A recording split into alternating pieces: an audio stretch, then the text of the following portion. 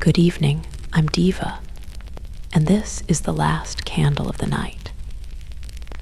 This evening, we journey together into the ancient and magnificent world of one of history's most enduring civilizations. From humble beginnings beside a winding river to forums of gleaming marble. From soldiers marching across distant lands to rulers wrapped in majesty and mystery. This is a story about an empire that rose, flourished, and eventually transformed into memory. Before we begin, I wonder where you might be as you listen to these words. Perhaps you're settled beneath soft blankets, eyes growing heavy, or maybe you're letting the present moment fade as the past slowly comes into view. Take a deep breath, find your comfort, allow your thoughts to drift gently backward through the centuries. This tale has been unfolding for more than 2,000 years. Tonight, it belongs to you. Let us begin slowly and peacefully. Our story opens in the shadow of an ancient hill, where morning mist still lingers close to the ground in the early hours of a world not yet shaped into something vast. A river moves quietly through the lowlands, its waters winding around plains that will someday hold the weight of marble structures, columns reaching toward the sky, and the measured footsteps of armored soldiers. But for now, in this quiet beginning before history has truly begun, there are only reeds swaying gently along the riverbanks and the soft breath of untamed wilderness. Before this place could become something greater, there was a legend. A story repeated so many times, passed down through so many generations, that it wove itself deeply into the very soil of that land, becoming impossible to separate from truth. The legend speaks of two infant boys, born to a priestess whose name was Rhea Silvia. She had taken sacred vows of chastity commanded by her uncle, a king who feared any who might challenge his power. But destiny, it seems, cannot be controlled by human command. The god of war, moving in divine mystery, came to her and left her with twin sons, Romulus and Remus. When the king learned of their birth, he ordered the infants cast into the flowing waters. The command was carried out. The babies were placed inside a basket and abandoned to the muddy current, left to whatever fate the river might bring. But the river was swollen and slow from recent spring rains, and instead of carrying them to their end, the current deposited the basket gently in the shallows. There, near the roots of an ancient fig tree, a she-wolf discovered them. She was not a creature of terror, despite how later tales might paint her.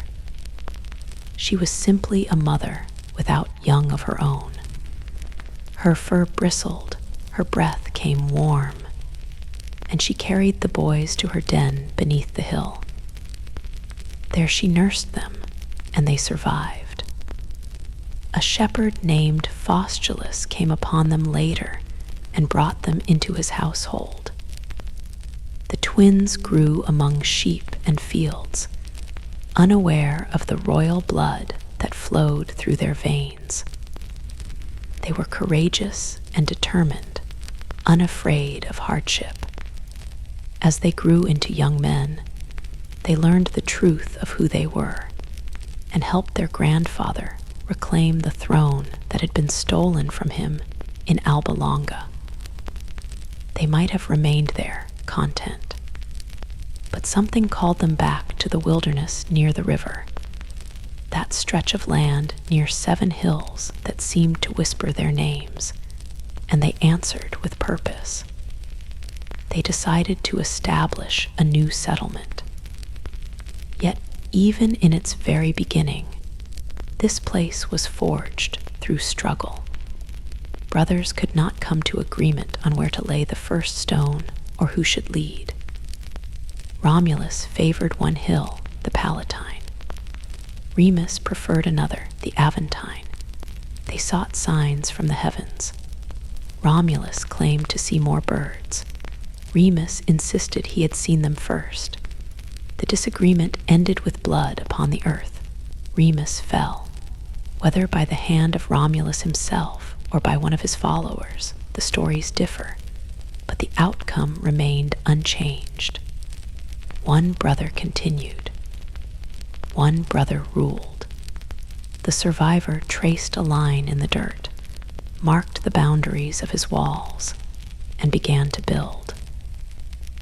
No one could cross this sacred border without facing death, he declared.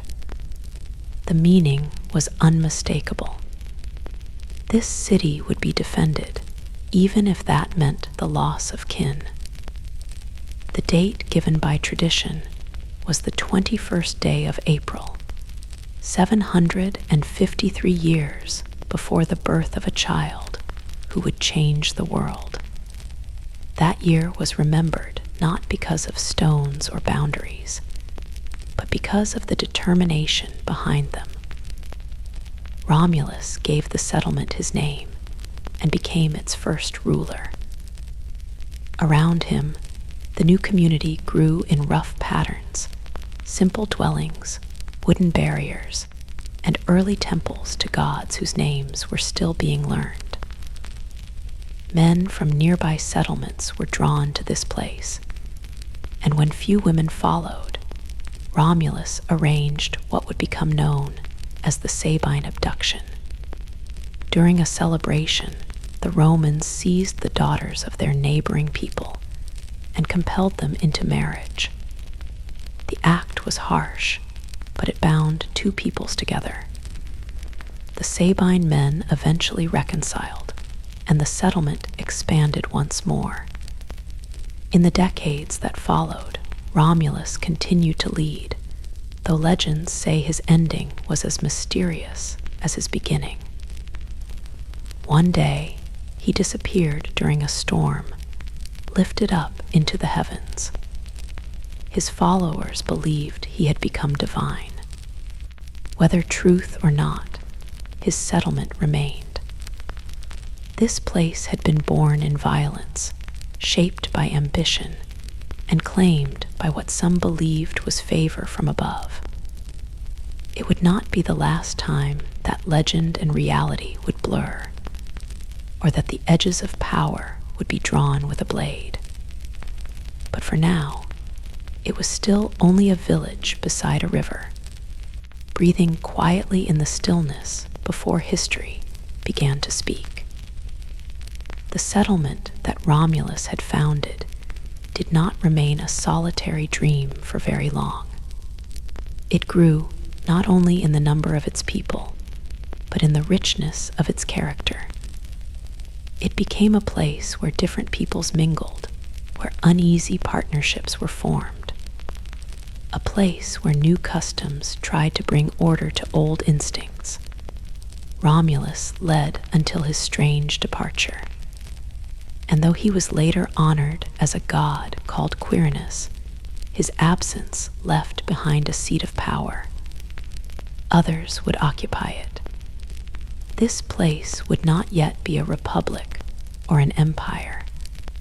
For more than 2 centuries, it would be governed by rulers who wore crowns. According to tradition, 7 such rulers led in succession. The names of some are carved into the foundation stones of legend. The second ruler, Numa Pompilius, was a Sabine said to possess great wisdom and deep devotion. While Romulus had built walls and forged weapons, Numa turned his attention to temples and the measurement of time. He shaped the early calendar, established priestly positions, and taught the people to offer sacrifices and maintain peace when conflict was not necessary. The ceremonies he established were said to be given by the gods themselves. Whether this was true or not, the people held this belief. The settlement became more than a military outpost. It became a place of pattern and tradition, a community slowly learning what order meant. Other rulers followed, each leaving their mark in ways that would last. Tullus Hostilius, third among the rulers, rejected peace and embraced conquest. He destroyed a rival settlement called Alba Longa and moved its nobles into his own city, expanding the council of elders. Ancus Marcius built bridges across the river and extended influence westward. This place was no longer a village. It was becoming something more, a place of roads and ritual, warriors and craftsmen, a community bound together by shared purpose. The ruler held power, but it was not unlimited. A council of respected elders advised him. The people were divided into groups and participated in gatherings, even if their voices carried little weight. In time, changes began to accelerate. The last three rulers were said to be of Etruscan origin. The Etruscans lived to the north and brought with them new knowledge of engineering, religion, and symbolism. Under King Tarquinius Priscus, construction began on a great circus.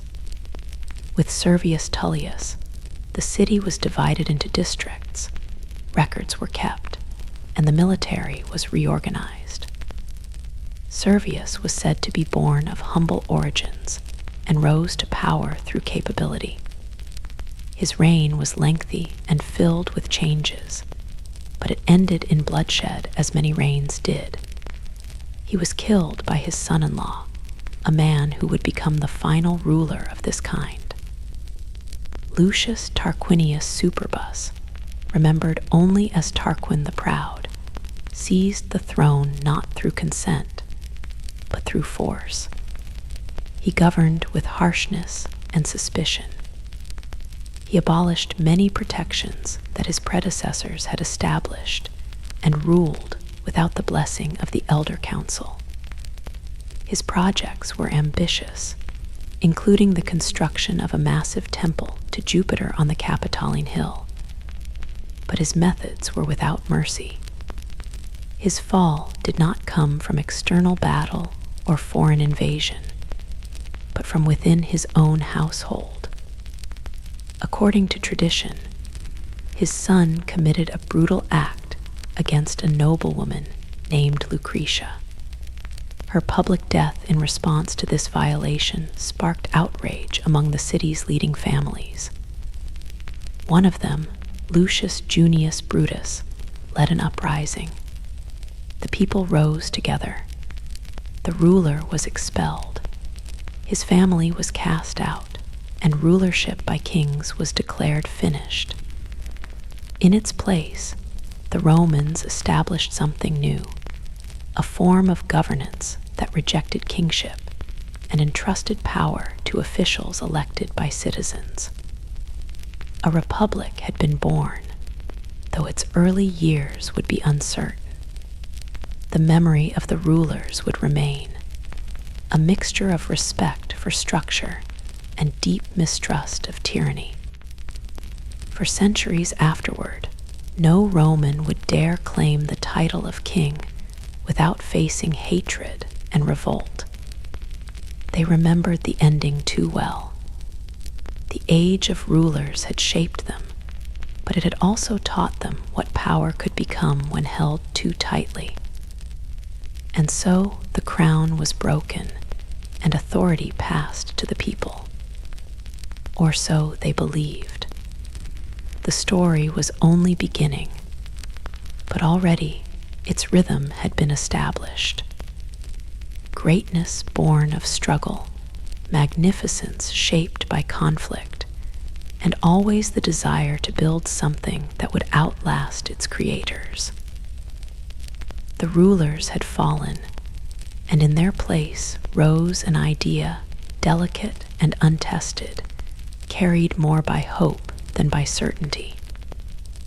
It was called a republic, a thing belonging to the people, res publica. It was designed not to honor rulers, but to replace them with individuals who held authority only briefly before returning it. Where once there had been a single crown, there were now 2 consuls elected each year, each with equal power, their actions watched carefully by the other.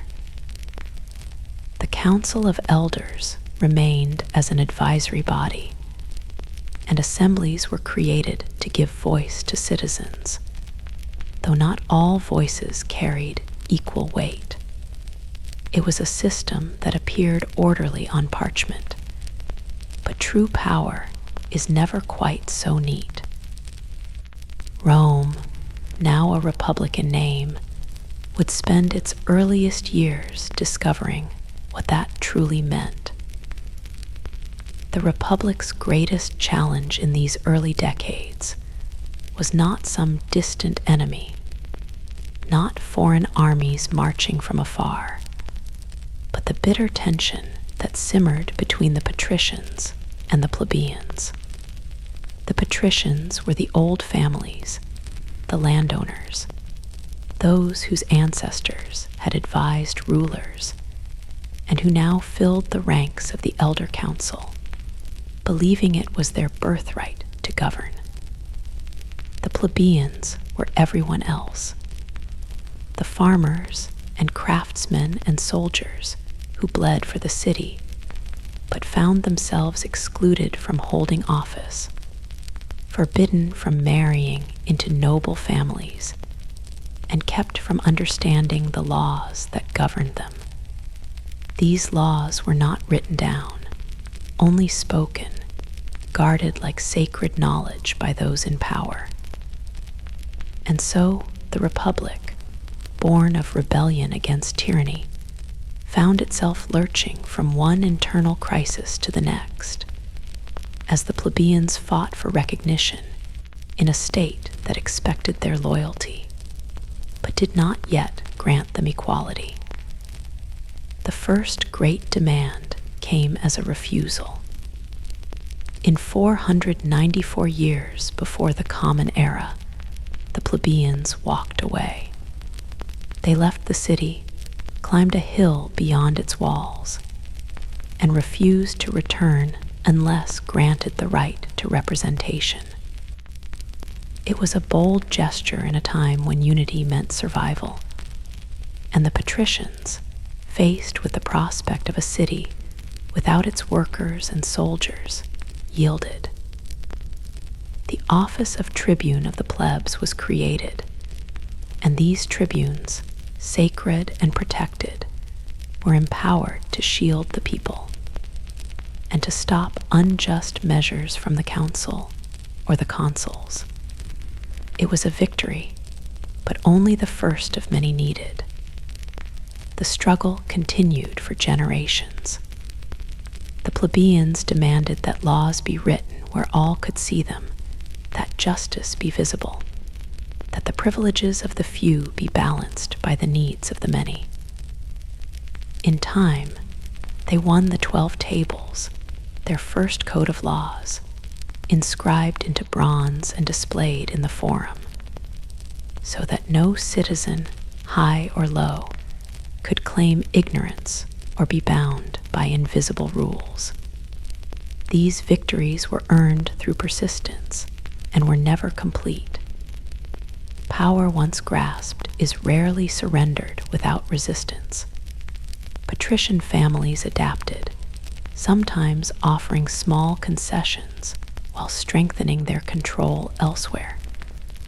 The plebeians gained access to new positions, but the path to true equality was long and uneven.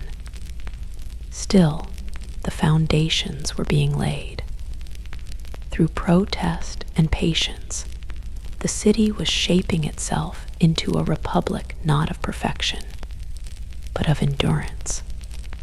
It was learning slowly that stability must be earned, not inherited, and that greatness does not grow in silence, but in discussion, in pressure, and in compromise.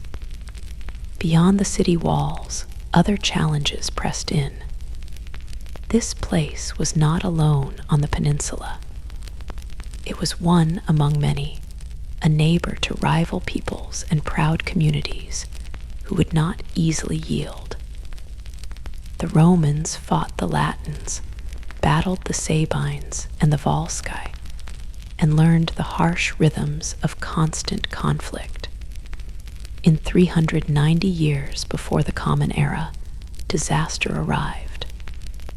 An army from the north descended upon the city, and the Roman defenses crumbled. The council was slaughtered. The sacred geese of Juno, according to the tale, cried out as invaders climbed the Capitoline hill under cover of darkness. The city was plundered, its streets filled with fire and destruction, and the survivors paid a ransom in gold to secure their freedom. It was a wound that would never fully heal, a humiliation that hardened Roman resolve. From the ashes, the Romans rebuilt. They strengthened their walls, reformed their army, and vowed that such shame would never be repeated. The Republic endured. It stumbled and adapted, fractured and repaired itself. In the space of a few generations, it became a city no longer ruled by monarchs, but not yet ruled by law alone. It was an organism of change, a body that grew stronger by breaking and mending itself again and again. Its citizens debated, marched, rebelled, and served. The legions were taking form. The offices were multiplying. And the dream of a republic, still unclear in its final form, continued to pulse beneath the surface of every law, every sword, and every stone laid in the growing settlement beside the river. This city did not grow because it was destined to. It grew because it fought. The hills and valleys of the peninsula were not empty, nor were they waiting to be claimed. They were already home to ancient settlements and older traditions, to proud mountain peoples, coastal Greeks, and Etruscan rulers who had held power before this city had even been born. The Romans did not conquer their land in a single sweep, nor did they absorb their neighbors with the ease that later poets would imagine. They fought for every mile. The story of their rise from a struggling settlement to the master of the peninsula is a slow, difficult record of conflicts that wore down armies and reshaped identities, each battle leaving behind the foundations of something larger than what had come before. At first, the struggle was simply for survival. After the northern invasion in 390, the city hardened its borders and began to look beyond them. Its early expansion was not the methodical spread of empire, but a series of tangled conflicts, retaliations, broken agreements, and territorial disputes. The Latin League, made up of settlements that had once been equals, rebelled against Roman dominance. The response was swift and thorough. The Romans dismantled the League and replaced it with a new arrangement. Each settlement would be bound directly to Rome alone, no longer allied with one another, but tied through treaties, obligations, and carefully calculated rewards. This system did not grant equality, but it offered inclusion. Settlements that submitted could keep their local governance, their gods, and their festivals. In return, they gave soldiers, they gave loyalty, and over time they gave in. To the east, the fierce Samnites controlled the rugged mountains of the central region.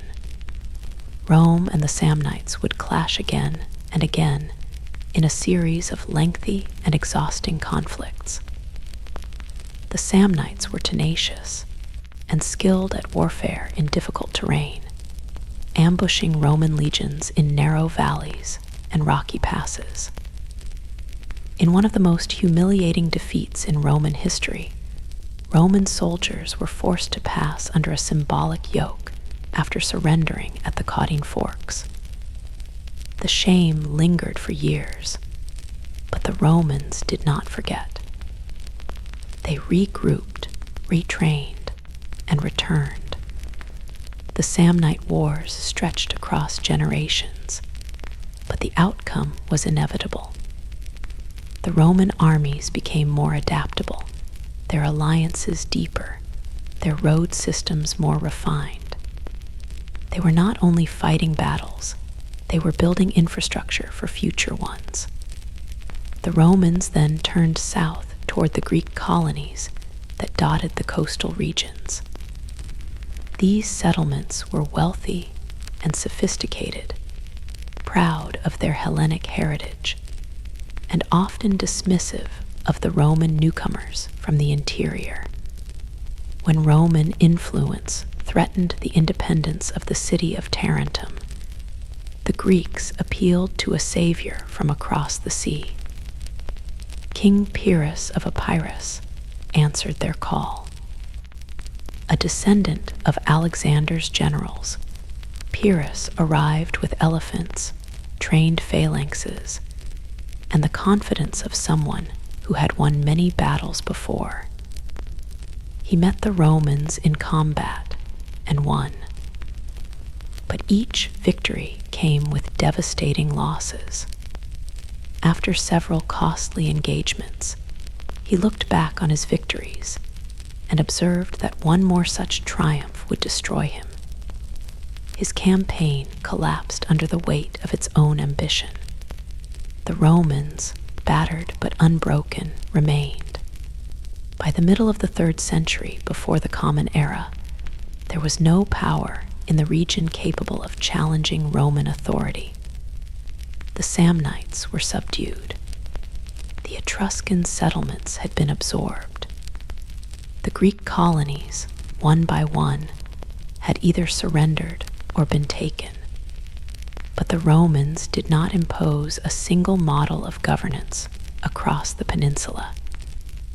Instead, they wove together a patchwork system of colonies, treaties, and citizenship arrangements. Some settlements were granted full Roman citizenship. Others were given partial rights. Still others remained formally independent, but were bound to Rome through military obligations. This uneven system was not a mistake. It was deliberate, meant to keep settlements loyal to Rome, but isolated from one another, unable to organize any united resistance. With the peninsula secured, the Romans had more soldiers than ever before. They had roads that connected their colonies, legions trained through constant conflict, and a sense of purpose growing inside their people like fire beneath stone. But there was more than just destiny ahead. There was wealth, opportunity, and danger across the waters. To the south, Carthage ruled the seas and the trade routes. Its ships patrolled the coasts. Its merchants stretched from Spain to North Africa. Roman expansion had brought them to the very edge of another world power, The conflicts of the peninsula were finished. The conflicts of empire were about to begin. The conflicts of the peninsula had taught the Romans how to endure, how to suffer without breaking, how to bind people together not through unity of birth or culture, but through shared law, shared purpose, and the promise of belonging to something larger than oneself. But across the waters, another power had been rising just as steadily, built not on legions, but on sails, not on conquest by land, but on wealth gathered from the deep. The city of Carthage stood on the coast of North Africa, its harbors filled with merchant vessels, and its walls strong enough to withstand any land army. It was a city of traders and admirals, of markets and temples, of fierce independence and quiet ambition. Its reach extended across the western Mediterranean, and for a time, Rome and Carthage had existed in a state of wary tolerance, each aware of the other's strength, but content to grow in opposite directions. That peace would not last. The island that lay between them, Sicily, a land of rich fields and strategic harbors, would become the spark that ignited a century of conflict. In the middle of the 3rd century before the Common Era, a small mercenary group seized a Sicilian settlement and found themselves caught between larger forces. Carthage arrived first, offering to restore order. Rome, seeing a Carthaginian presence so close to their shores, could not ignore the threat. The Senate debated, and with some reluctance, sent legions across the strait. It was a decision made with caution, but it would draw Rome into its first true conflict beyond the peninsula. The First Punic War had begun. It was a struggle neither side had fully prepared for. Carthage dominated the waters, and Rome had little experience in naval warfare. But the Romans, as always, learned quickly. They built ships modeled after captured Carthaginian vessels, trained crews with relentless discipline, and developed a boarding device that turned sea battles into hand-to-hand struggles more familiar to Roman soldiers. For more than 2 decades, the conflict dragged on. Rome won battles, then lost fleets to storms. Carthage countered with its superior navy, but struggled to hold territory inland. Settlements changed hands, alliances shifted, and the island became a graveyard for thousands. In the end, it was Roman persistence that prevailed. In 241 before the Common Era, after a final naval victory, Carthage sued for peace. Rome imposed harsh terms. Sicily became their first overseas province. The Republic had stepped beyond the peninsula and claimed foreign soil as its own. But peace with Carthage was shallow, and time did not heal the wounds. When Carthage turned its attention to Spain, hoping to rebuild its power through new conquests and silver mines, Rome watched with suspicion.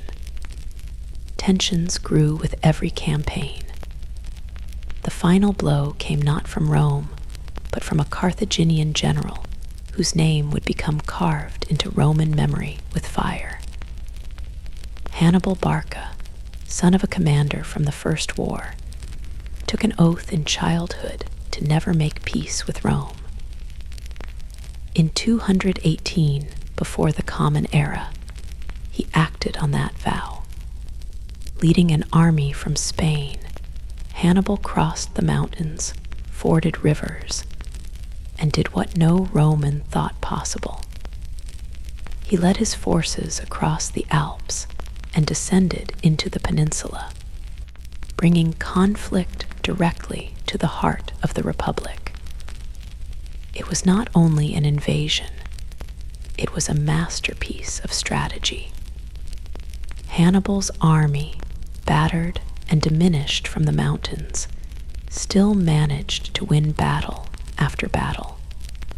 At the Trebia River, at Lake Trasimene, at the horrific plain of Cannae, he outmaneuvered and annihilated Roman legions. Tens of thousands died in a single day at Cannae, a circle of death so complete that even hardened commanders lost hope. Settlements in the south defected. Fear gripped the city, but the Republic did not surrender. It adapted. Under the cautious leadership of a general who avoided open battle and harassed supply lines, Rome endured. Hannibal remained on the peninsula for more than a decade, undefeated but isolated. A threat that Rome could not crush, but refused to bow before. Meanwhile, the Romans fought elsewhere. In Spain, young generals rose to prominence. One of them, Publius Cornelius Scipio, proved himself brilliant. He captured New Carthage, drove Carthaginian forces from the peninsula, and brought the conflict to North Africa. In 202 before the Common Era, Scipio and Hannibal met for the first and only time. It was a reversal. This time, it was Roman strategy that prevailed. Hannibal's elephants were turned against him. His infantry, worn and outnumbered, could not withstand the Roman legions. Carthage was defeated. Hannibal survived, but the war was lost. Rome imposed even harsher terms than before, stripping Carthage of its fleet and its independence in foreign affairs. Scipio was given the title Africanus, and Rome stood supreme in the western Mediterranean. The Second Punic War had shaken the Republic to its core, but it had also proven something essential about Roman character. Victory was not born from brilliance alone. It came from stubbornness, from an ability to endure disaster and continue fighting, from a system that could lose battles but never lose its will. Rome had not only survived Hannibal, it had learned from him, and that knowledge would shape the next phase of its ascent. Rome had emerged from the second conflict, with Carthage not only victorious, but transformed. It had faced one of the greatest military minds in history, lost more soldiers than could be counted, seen its fields burned and its alliances strained to the breaking point. And still it had endured. But the Republic that now governed was no longer the same entity that had once fought for survival in the hills. It was larger, more confident, and increasingly unafraid of expanding into foreign lands. The conflicts against Carthage had trained its people to think beyond their own peninsula. And with that shift came a new appetite, not just for defense or survival, but for dominance.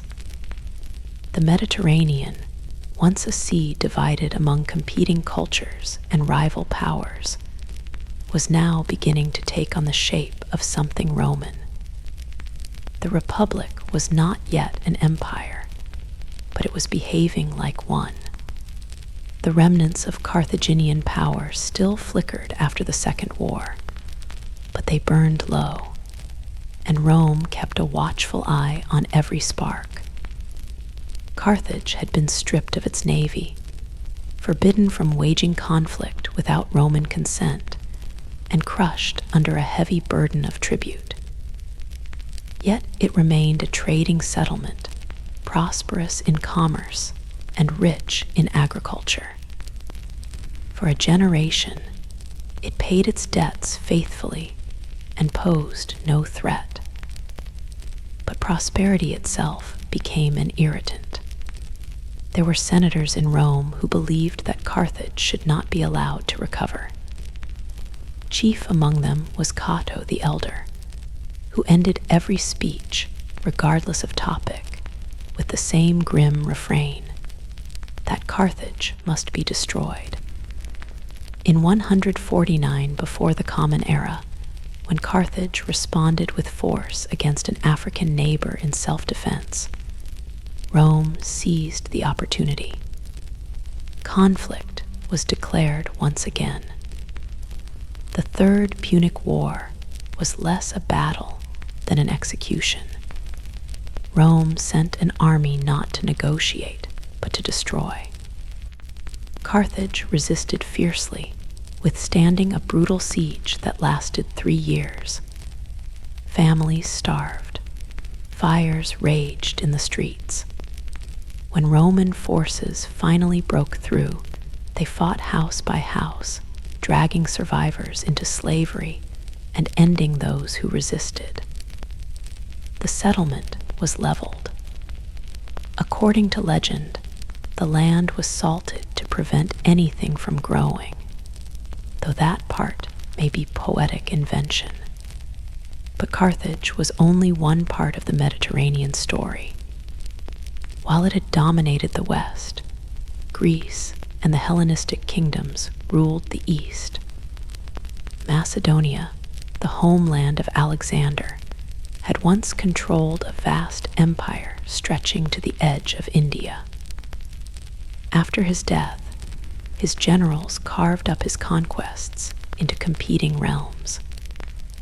By the 2nd century before the Common Era, these kingdoms still wielded considerable influence, but they had also grown complacent. Rome, fresh from its victories in the West, turned its gaze eastward. At first, it claimed only to protect allies, but protection soon became interference, and interference led to conflict.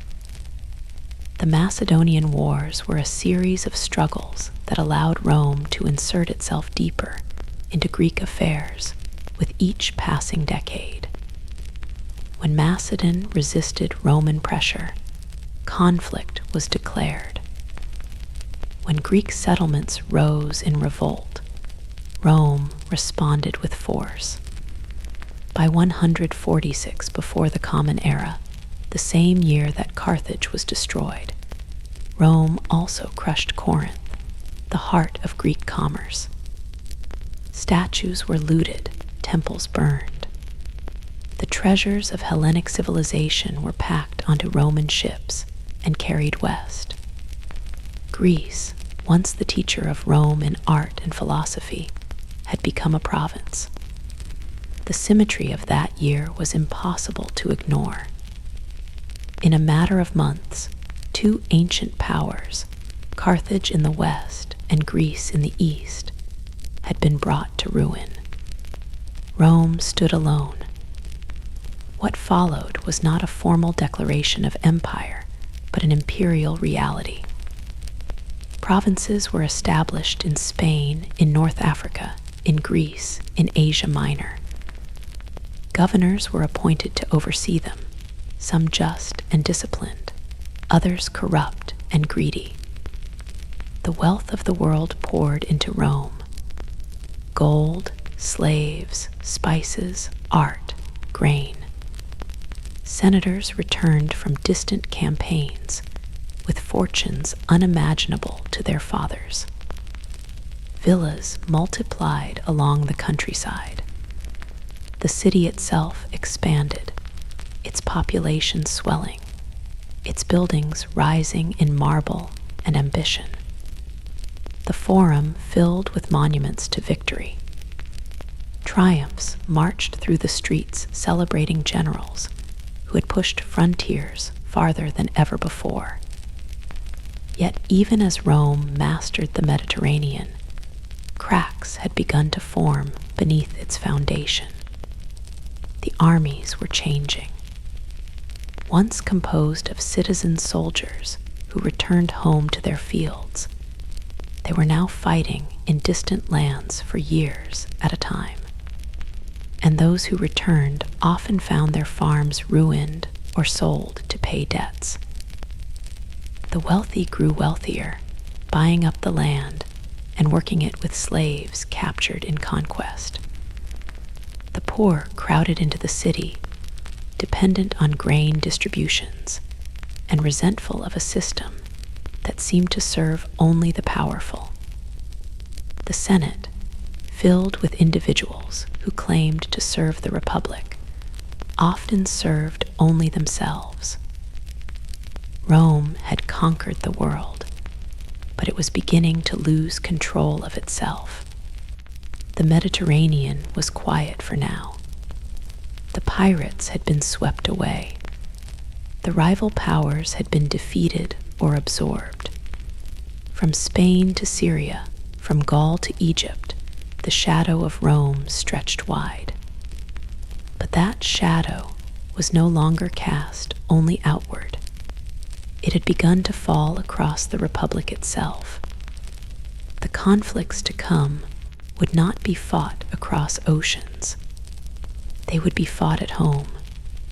The empire had grown faster than its people could manage. What had begun as a settlement of farmers and soldiers, organized into groups and bound by shared ceremonies, had become a state stretched across seas and deserts. A state whose administrators could no longer see its borders from any hilltop. Victory had brought silver, grain, and slaves in overwhelming abundance. But it had also brought imbalance. The Roman Republic, so carefully designed to keep power rotating between offices and social classes, found itself swaying under the weight of its own success. The Senate still met and debated. The assemblies still voted. But behind the ceremonies, something was shifting.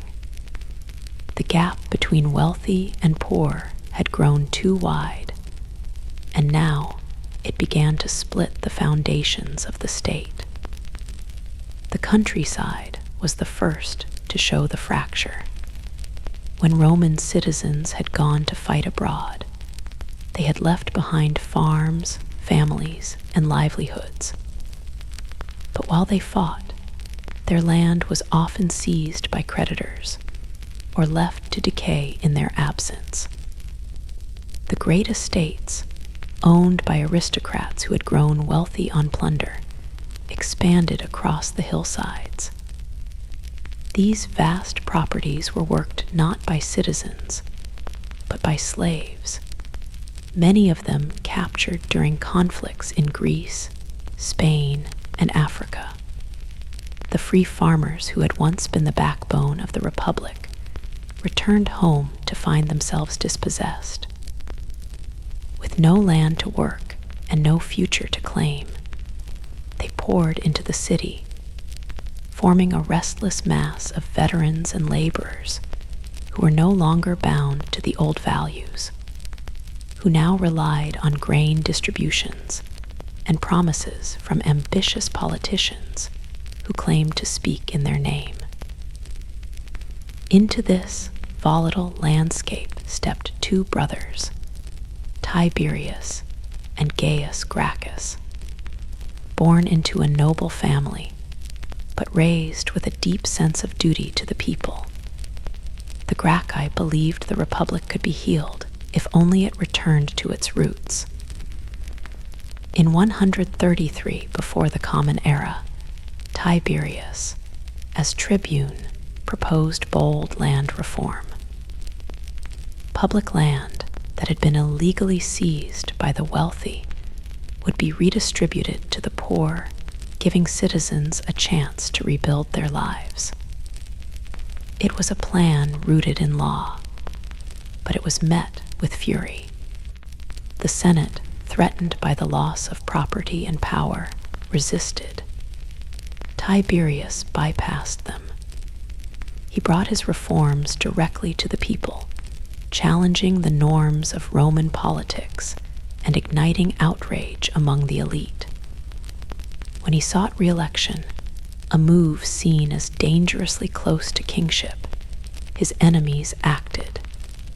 He was attacked and ended during a riot on the Capitoline Hill. His body was thrown into the river without ceremony. The message was clear. Rome could tolerate hunger and injustice, but it would not tolerate challenge to its traditions. 10 years later, Gaius took up his brother's cause. He was more charismatic, more organized, and even more ambitious. He proposed a wide set of reforms: land distribution, subsidized grain, citizenship rights for allies, and judicial reforms to weaken senatorial control. His speeches drew massive crowds. His proposals gained momentum. But again, resistance grew. The Senate, now more cautious, did not move against him directly. Instead, it empowered rival tribunes and waited for public opinion to shift. When violence finally erupted between his supporters and the state, the Senate passed a final decree authorizing any force necessary to protect the Republic. Gaius fled. Surrounded on a wooded slope across the river, he asked a slave to end his life before the state could. His head was taken as a trophy.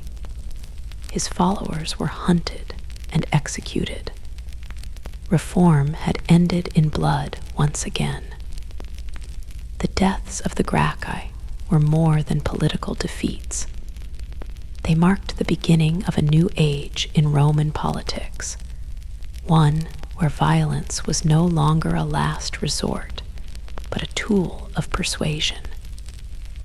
The Senate had shown it would destroy to preserve its power, and future politicians learned to wield fear just as effectively. New figures emerged: generals who courted the masses, commanders who promised their soldiers not just pay, but land, glory, and security in return for loyalty. One of them was Gaius Marius, a man from humble origins who rose through military achievement. He reformed the army, opening its ranks to the landless poor, who in turn became more loyal to him than to the state. His victories in North Africa and against barbarian invaders from the north made him admired. His rise to power through repeated consulships made him a warning. The old traditions had said no individual should hold such authority for so long. But the traditions were breaking. Marius had shown that if the people supported you, and if the legions followed you, the old rules no longer mattered. Soon after came Sulla, an aristocrat turned general, a man who saw in Marius a rival, and in the Republic a weapon to be used. When conflict broke out over command of a military campaign in the east, Sulla marched his army on Rome itself, an act that had never been done before. He entered the city not as a statesman, but as a conqueror. He seized power, drove Marius into exile, and appointed himself dictator. When Marius returned, the city was soaked again in blood.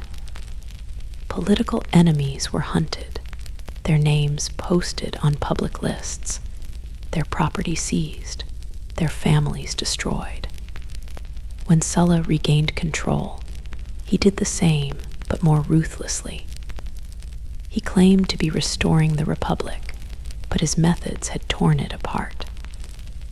After years of violence, he retired from public life, leaving behind a government that was technically intact but spiritually broken. The Republic had survived the Punic Wars, survived Hannibal, survived centuries of external threats. But now it was at conflict with itself. The streets were no longer safe. The elections were no longer honest. The Senate no longer ruled. It merely reacted. And somewhere, quietly and inevitably, the idea of Rome as a republic, of shared power and citizen governance, was beginning to fade. The people had started to look not to the law, but to the strong. They were looking for someone who could bring order, even if it came with a crown. Amid the broken promises of the Republic and the bloodshed that had stained the Forum stones, a new figure began to rise. His name had already echoed in Roman ears for generations. Caesar, a name descended from a noble house, a name with claims to ancient gods and royal ancestors. But for most of his early life, Gaius Julius Caesar had little more than a name and ambition. He had grown up in the shadows of political violence, watched his allies fall to proscriptions, and learned that power in Rome came not from tradition, but from timing, from influence, and most of all, from risk. He was charming, eloquent, brilliant, and tireless. He studied rhetoric, mastered law, served in the military, and climbed each rung of Roman political life with a calculated hunger that was as deliberate as it was patient. He understood the Republic not as something sacred, but as a game, and he intended to win it. Caesar aligned himself with the populars, the faction that claimed to represent the common people, though many of its champions were themselves aristocrats. He courted the urban poor with promises of reform, entertained the masses with spectacles, and cultivated an image that blended humility with grandeur. But he did not rise alone. Rome was no longer a place where one individual could succeed without allies. Caesar formed a political alliance with two of the most powerful figures of the time. Each man had his needs. Together, they intended to control Rome from behind the curtain. In 59, before the Common Era, Caesar was elected consul. He used his position to pass laws that favored his allies and challenged the Senate's authority. The old guard fumed, but they could not stop him. When his term ended, he secured a military command in Gaul, the broad, wild land that stretched beyond the Alps and was home to dozens of tribes that had long resisted Roman control. What followed was one of the most remarkable campaigns in Roman history. For nearly a decade, Caesar fought and conquered in Gaul, defeating coalition after coalition, crossing rivers, building fortifications, and bending the region to Roman will.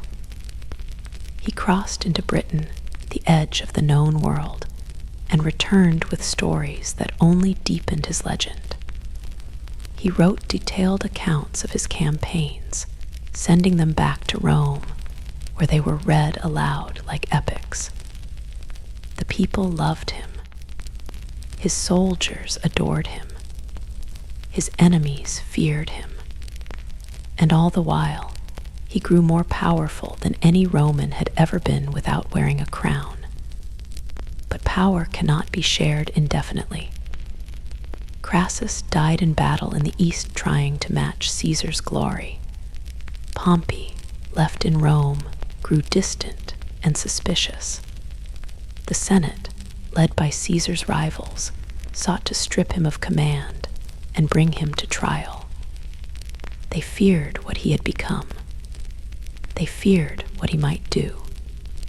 Caesar was ordered to return to Rome, but only if he left his army behind. It was a line drawn not in law, but in fear. And Caesar, who knew better than anyone that crossing lines was how power was claimed, made his decision. In 49 before the Common Era, he led his army across a shallow stream called the Rubicon, which marked the boundary between his province and the homeland. It was an act of treason. It was also a declaration. He had chosen civil conflict over submission. According to tradition, as he crossed the river, he said words that would echo for centuries. The die is cast. Rome erupted into chaos. Pompey fled to the east, gathering an army in Greece. Caesar pursued him across the sea. The two men who had once stood side by side as allies now faced one another on the battlefield. In 48 before the Common Era, Caesar's forces crushed Pompey's despite being outnumbered. Pompey escaped to Egypt, where he was murdered by a local court, hoping to please the victor. Caesar arrived soon after and was presented with Pompey's severed head. He did not smile. He wept. Whether out of sorrow or strategy, no one could say for certain. He lingered in Egypt, entangling himself in the dynastic struggles of the Ptolemies, and aligning himself with Cleopatra, a brilliant and charismatic queen who would become his lover and the mother of his only known son. Together, they traveled the Nile. Together, they dreamed of what might come next. When Caesar returned to Rome, there was no one left to oppose him. He was appointed dictator, first for a year, then for 10, then for life. He reformed the calendar, revived the Senate with new members, planned colonies for veterans, and introduced laws meant to ease debt and control grain supply. He refused to act like a monarch, but he accepted honors that blurred the difference. Statues were raised. His image was printed on coins. He sat on a golden chair in the Senate, wore a purple robe, and answered only to himself. The Republic had become a memory, and in that memory, resentment stirred. On the Ides of March, the 15th day of the Roman month in 44 before the Common Era, Caesar entered the Senate house, unaware or unwilling to believe the danger that awaited him. A group of senators, many of them former allies, gathered around him with concealed blades. They stabbed him one after another, more than 20 times. He fell at the foot of a statue of Pompey, the man he had once defeated, and died with no final words that history could confirm. The conspirators thought they had saved the Republic. Instead, they opened its final wound. Caesar's death did not restore the old order. It shattered what little remained. Rome would bleed again, this time not over policy or law, but over the question of who would rule the ruins he left behind. In the weeks that followed Caesar's murder, the streets of Rome filled with murmurs and unease. The conspirators had believed the Republic would spring back to life, but the Republic no longer breathed on its own. It had become a fragile memory, too battered by years of corruption and violence to reassemble itself simply because a tyrant had fallen. The Senate had no plan beyond Caesar's death.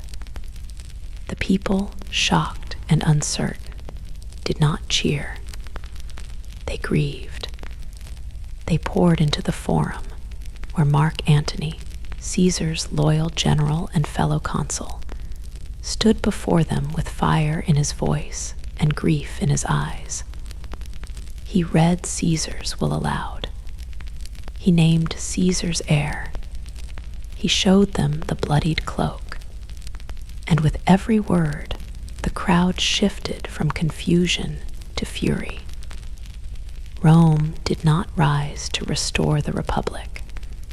It rose to avenge Caesar. The individual named in Caesar's will as his adopted son and political successor was not a celebrated general or a seasoned senator. He was a youth. His name was Gaius Octavius, and at the time of Caesar's death, he was in Greece completing his studies and gathering no particular fame. But when he received the news and the name, he did not hesitate. He crossed the sea, entered Rome with quiet confidence, and began to gather allies. He was young, but not foolish. He did not attack the Senate. He did not shout or boast. He negotiated. He watched. He waited. And when the moment was right, he joined forces with Mark Antony and Marcus Lepidus to form a new ruling alliance. Given legal power by the state to crush the assassins and restore order. Together, they hunted down the leaders of the conspiracy and defeated them at the Battle of Philippi in 42 before the Common Era. The men who had tried to save the Republic ended their lives by their own hands on a distant battlefield, far from the city they had hoped to preserve. But no alliance in Rome was built to last. Octavian and Antony soon turned on one another, their rivalry growing more dangerous with every province they claimed. Antony settled in the east, where he fell further under the influence of Cleopatra. Their union was both romantic and political, and it stirred deep suspicion in Rome. Octavian stayed in the west, consolidating his power, portraying himself as the guardian of Roman tradition, and quietly preparing for the inevitable confrontation. The Senate, weary of civil conflict and hungry for stability, backed the man who promised to defend Roman values. In 31 before the Common Era, the two sides clashed at sea near the promontory of Actium. Octavian's forces prevailed.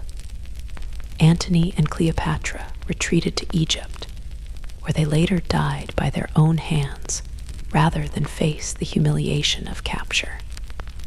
With their deaths, the last obstacle was removed.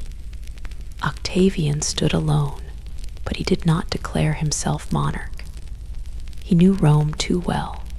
Instead, he accepted honors granted by the Senate, allowed them to crown him with new titles, and claimed only to restore the Republic.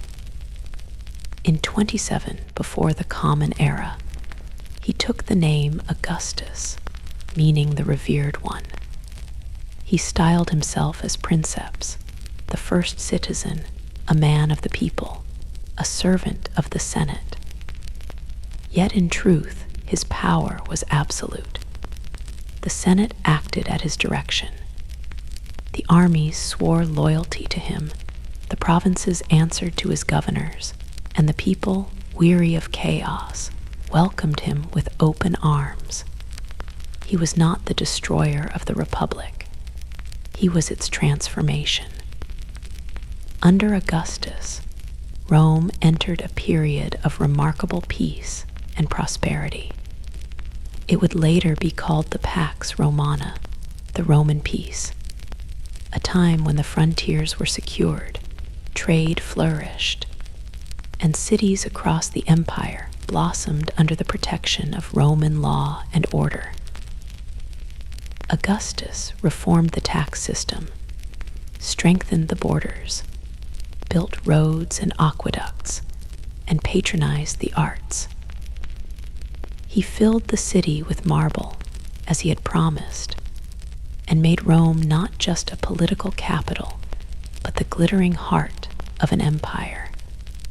He reshaped the military into a professional force loyal to the state, not to individual generals. He established the Praetorian Guard to protect his person and maintain security in the capital. He reigned for more than 4 decades, long enough for an entire generation to grow up knowing no ruler but him. But beneath the calm surface, the structure he built remained fragile. His succession was never clearly settled. He had no surviving sons. Adopted relatives planned for heirs, but watched many of them die before him.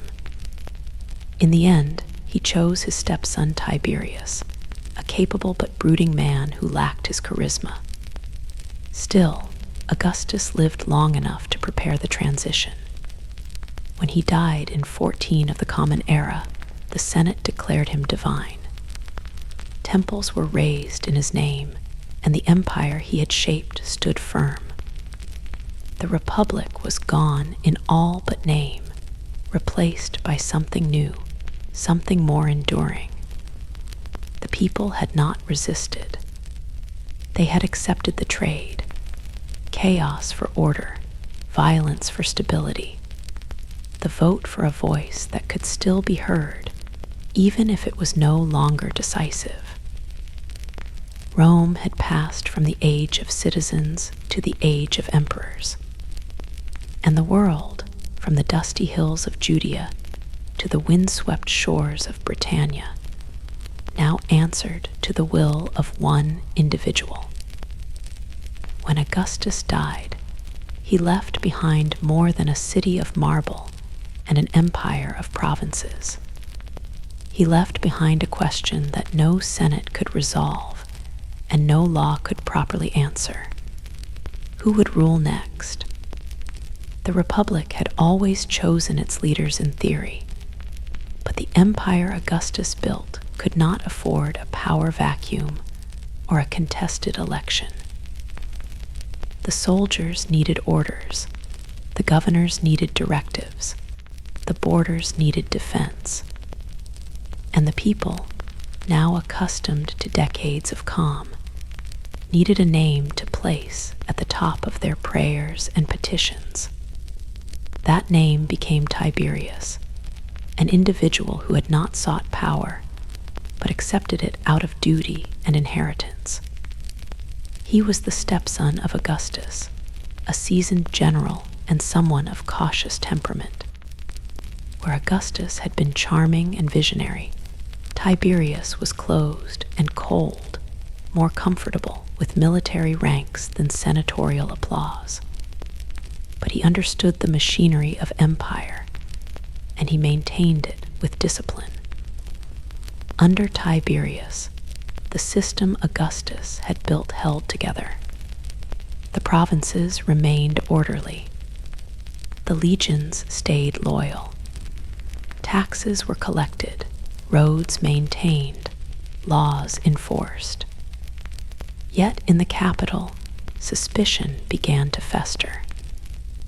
Tiberius trusted few people and surrounded himself with informants and observers. He relied heavily on the Praetorian Guard, especially its commander, Sejanus, who grew bold enough to believe he might one day rule himself.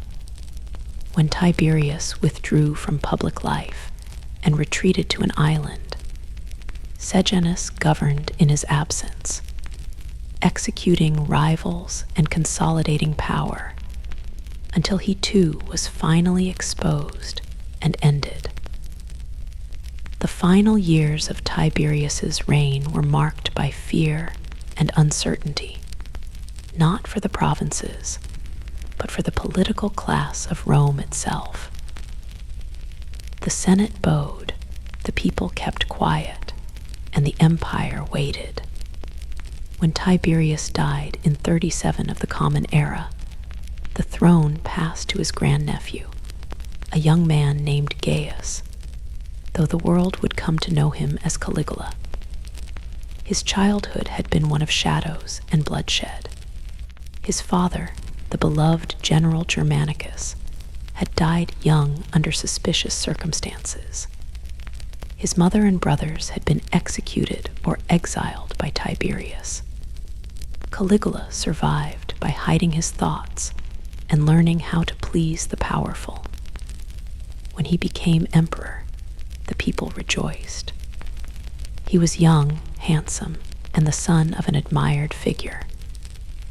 For the first few months, his rule seemed filled with promise. He pardoned prisoners, gave bonuses to soldiers, and staged lavish spectacles. But then something changed. Whether from illness or pressure or years of concealed trauma, Caligula's mind began to fray.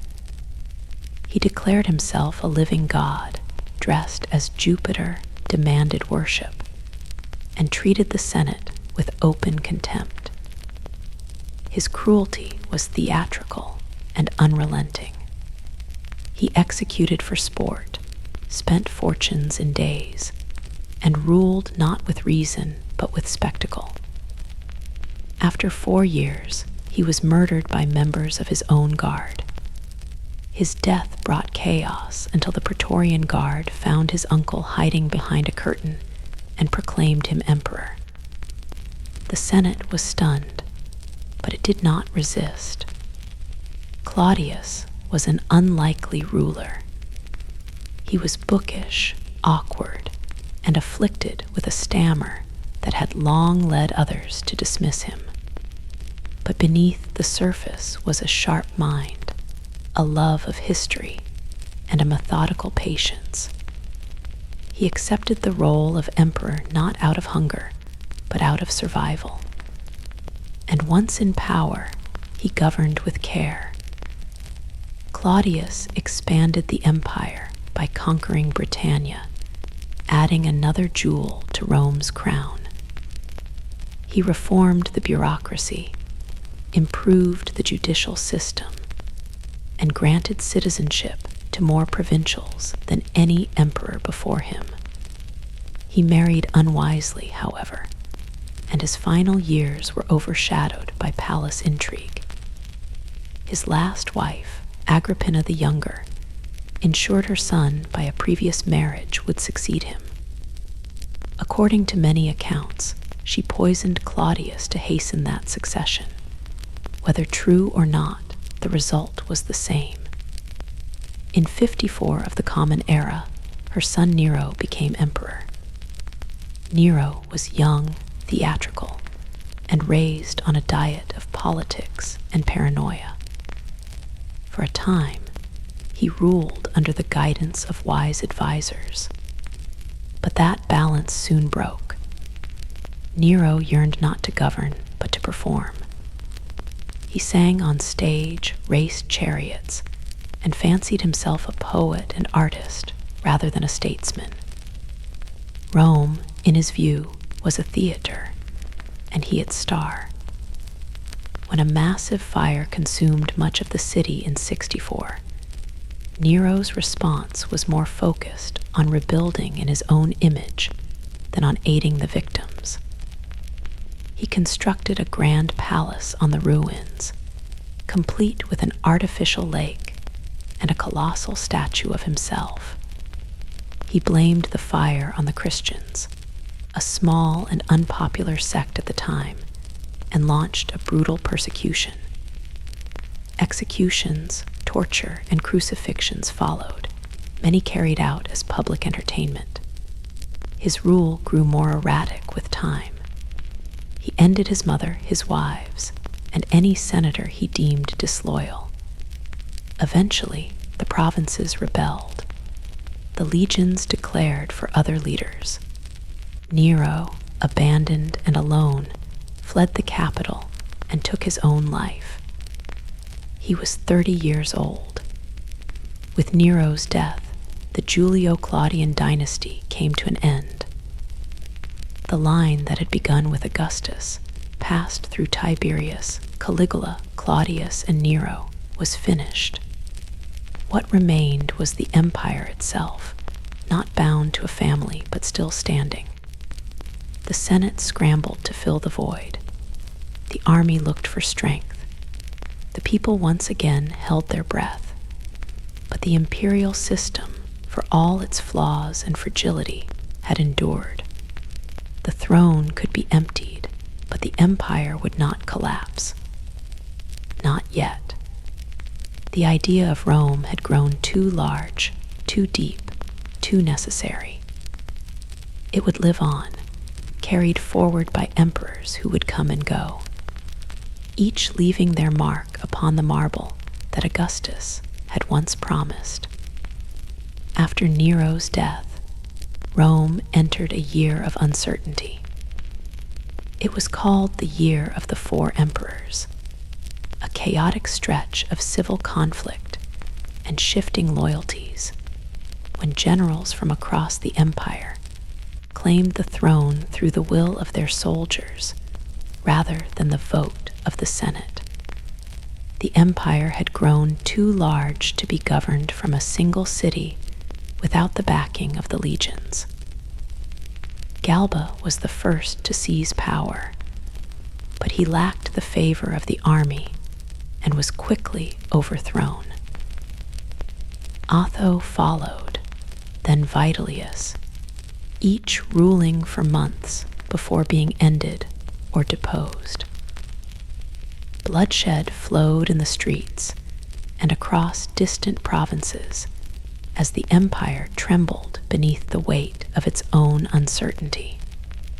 But out of this turmoil emerged an individual who would restore stability, not through terror or charm, but through discipline and clarity. His name was Vespasian, and he had spent his life in the service of the state, rising through military command with no illusions about power or legacy. He was practical, experienced, and weary of chaos. And under his rule, Rome began to recover. Vespasian founded the Flavian dynasty and rebuilt what had been damaged by the excesses of Nero and the fires of civil conflict. He restored financial order, launched public building projects, and placed competence above lineage in appointments of authority. It was under him that the Colosseum began to rise in the heart of Rome, a monument to both spectacle and imperial strength. His sons, Titus and Domitian, succeeded him in turn. Titus, remembered for his kindness and decisiveness, reigned during the eruption of Mount Vesuvius and the destruction of Pompeii and Herculaneum.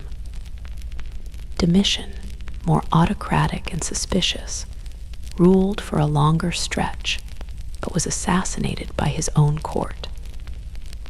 The dynasty ended with his death, but the structure of the empire, now reinforced and more securely administered, endured. The Senate, in rare agreement with the military, chose a successor not from bloodline, but from merit. That choice would begin what later historians called the era of the 5 good emperors. The first of them was Nerva, an elderly senator with no children and no delusions of eternal rule. He governed with moderation, restored some senatorial authority, and most importantly, adopted a capable successor. That individual was Trajan, a Spanish-born general whose leadership would carry Rome to its greatest territorial extent. Trajan was bold and ambitious, beloved by the legions and tireless in pursuit of conquest. He marched east, defeating the Dacians, and seizing their gold mines. He extended Roman influence deep into the Near East, capturing Armenia, Mesopotamia, and reaching as far as the Persian Gulf.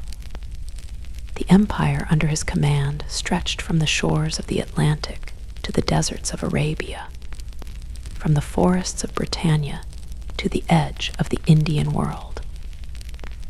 It was a scale no Roman had ever imagined, and Trajan stood at its center, admired not only for his victories, but for his fairness and dignity. When Trajan died, he was succeeded by his adopted son, Hadrian, an individual of intellect and restlessness, more interested in securing the empire's borders than in expanding them.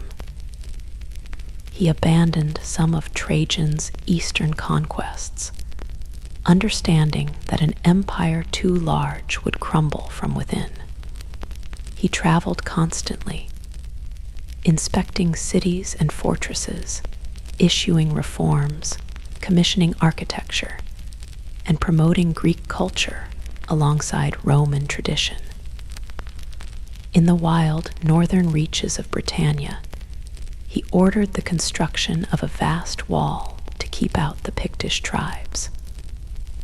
Hadrian's wall became a symbol not of conquest, but of stability. He saw the empire not as a battlefield, but as a community, and he governed with the long view in mind. He was known for his curiosity, his patronage of the arts, and his enduring sadness. He died with no surviving sons, but he chose his heir carefully. Antoninus Pius followed, perhaps the most peaceful of the emperors. His reign saw no major conflicts, no great rebellions, no dramatic spectacles of cruelty or chaos. He ruled with a calm and steady hand, refining law, supporting education, and strengthening the bonds between Rome and its provinces. He remained in the homeland, managing the empire from the center rather than marching through its corners. His rule became a golden memory for future generations, a time of simplicity and decency. When he died, the empire passed to Marcus Aurelius, the last of the five. Marcus was a philosopher, a thinker trained in the Stoic tradition, an individual who believed deeply in duty and the fleeting nature of human life. But he ruled not in peace, but in crisis. Invasions surged across the Danube. Plagues swept through the cities. The legions fought constantly to hold the frontiers. Marcus did not retreat from these trials. He traveled with his armies, shared their hardships, and wrote reflections in the quiet moments between campaigns. Those writings, collected later as the Meditations, revealed someone burdened by power, but still devoted to service. He saw the empire as a test of character, not merely a throne to occupy. His reign was long and difficult, but he never wavered. Together, these five emperors created an era of rare balance. The empire was ruled not by inheritance or whim, but by chosen leaders who placed stability above vanity. The Senate retained respect. The people were fed. The provinces were protected. Rome had become a civilization not only of conquest, but of law, architecture, philosophy, and culture. It had reached its height. The machine was running smoothly. But all golden ages end, not in fire at first, but in silence. When Marcus Aurelius died in 180 of the Common Era, he did what none of his predecessors had done. He gave the empire to his son. That son was Commodus, and with that decision, the long ascent of Rome would begin to turn. To live in the Roman Empire during the Pax Romana was to live in the stillness between storms. It was a time when the world felt whole, as if its edges had been stitched together by Roman roads and Roman law, as if there were no land left unconquered, no sea left wild. This peace, lasting nearly 2 centuries from the rise of Augustus to the death of Marcus Aurelius, was not without its shadows. There were skirmishes along the borders, revolts in forgotten corners, outbreaks of plague and poverty. But for most of the people within the empire's vast reach, this period was as close to order as any civilization had ever known.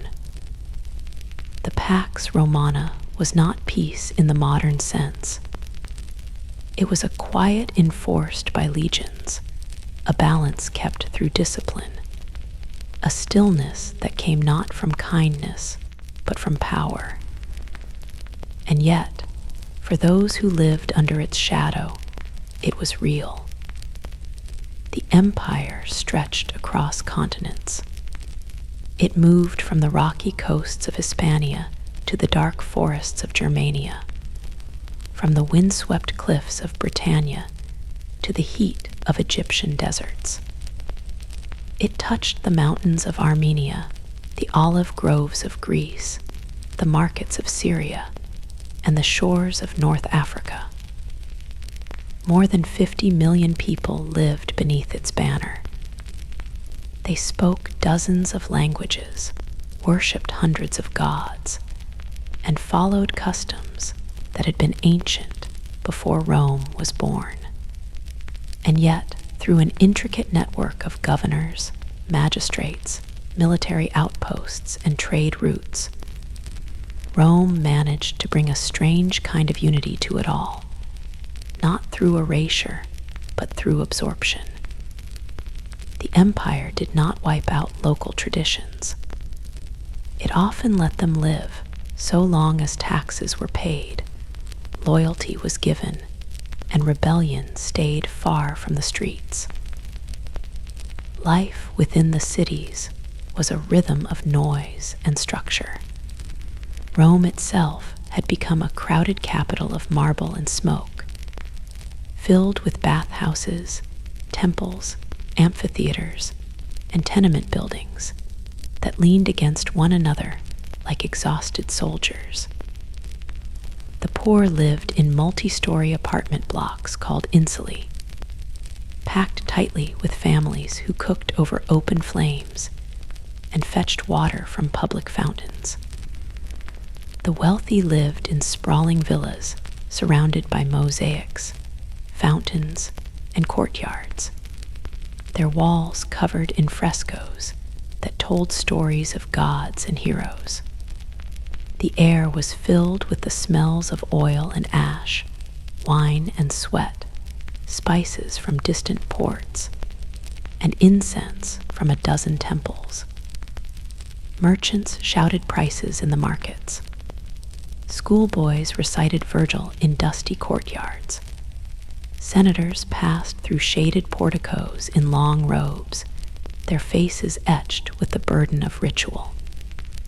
It was a world of order and ambition, where social rank shaped every glance and gesture. In the provinces, life varied. Some towns looked like miniature Romes, complete with forums and aqueducts, arches and roads paved in stone. In Gaul, Roman culture blended with Celtic traditions. In Egypt, ancient temples stood beside Roman garrisons. In Judea, tensions simmered beneath the surface as local customs clashed with imperial demands. But everywhere, the infrastructure of Rome followed. Roads were built to last, linking far-flung regions in a web of stone that allowed legions to march swiftly and messages to travel farther than ever before. Ships carried grain from Alexandria to feed the capital. Olive oil moved from Hispania. Silk came from the east, crossing deserts and empires. There were taxes and tithes, weights and measures, contracts and courts. Even time itself bent to Roman precision, measured in a calendar that carried the names of emperors. Religion was everywhere. The old gods still ruled in name, but mystery cults and Eastern divinities grew in popularity. People worshipped Isis from Egypt, Mithras from Persia, and newer faiths that promised salvation and eternity. One of these, Christianity, still small and scattered, had begun to spread quietly from village to village, carried by letters, rumors, and converts who believed that the empire's greatness could not match the power of a suffering God. For now, it remained underground, tolerated or ignored by most, occasionally persecuted when it threatened the harmony of tradition. But it would not remain in shadows forever. Education flourished in cities. Boys of status were trained in rhetoric, logic, and law, their futures shaped toward public life or legal argument. Girls were mostly educated at home, raised for marriage, though exceptions existed in wealthier families. Literature was read aloud in public squares. Philosophers gathered in shaded courtyards. Medical texts passed from hand to hand. The arts thrived, not only in marble statues and temple carvings, but in household decoration, in music played during banquets, in stories whispered by candlelight. Roman engineers constructed aqueducts that carried fresh water over mountains. They built bridges and theaters, basilicas and fortresses. Their tools were simple, but their vision was vast. Yet for all the structure, the hierarchy was clear. Most of the empire's people lived not in wealth, but in labor. Farmers worked the land for landlords they rarely met. Artisans struggled to survive in crowded cities. Slaves, numbering in the millions, performed every kind of labor, from household chores to mining and education. Someone could be born into bondage, captured in conflict, or sold by poverty. Freedom was possible, but not guaranteed. The empire was a pyramid of privilege, and the weight of it rested on the backs of many. Still, it worked. It held. It endured longer than any other system of its kind had ever done. For nearly 200 years, through good emperors and troubled ones, through minor conflicts and minor plagues, the empire functioned. Its people lived and died in its embrace, often never seeing the marble heart of the city that ruled them. Rome had created not just a capital, but a way of life, a pattern that promised order in exchange for obedience, peace in exchange for silence, bread and circuses in exchange for power. It was a bargain that many accepted, and for a time it seemed eternal. But time does not freeze, even under stone arches and painted ceilings. The next century would bring new trials. The borders would crack, the legions would turn on each other, the gods would be challenged, and the peace that had held the world together would begin to unravel thread by thread. There was no loud collapse. There was no single spark or thunderclap. The fall began like all falls do, not with drama, but with a quiet shift that went unnoticed until it was already too late. The Roman Empire, once a machine of order, began to slip out of rhythm.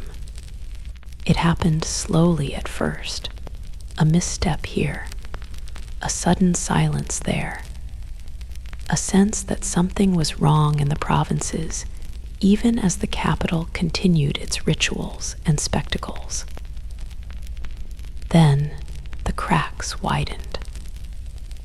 The year was 180 of the Common Era when Marcus Aurelius died, and with him ended the line of emperors who had ruled with wisdom and restraint.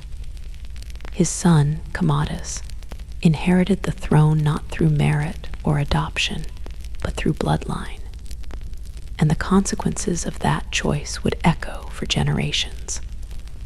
Commodus was not the worst of individuals, but he was unprepared to rule an empire. He was raised in privilege, obsessed with his image, and fascinated more by spectacle than by administration. He styled himself a gladiator, fought in the arena, and saw governance as a stage where he alone deserved applause. The Senate grew resentful, the military grew wary, and the empire, for the first time in a long while, felt rudderless. Commodus was eventually assassinated in a palace conspiracy, strangled in his bath by a wrestler while Rome prepared for the new year. His death did not bring order. It opened the gates to chaos. In the decades that followed, the empire unraveled. Between 235 and 284, more than 20 emperors rose and fell. Most were military generals proclaimed by their troops in distant provinces.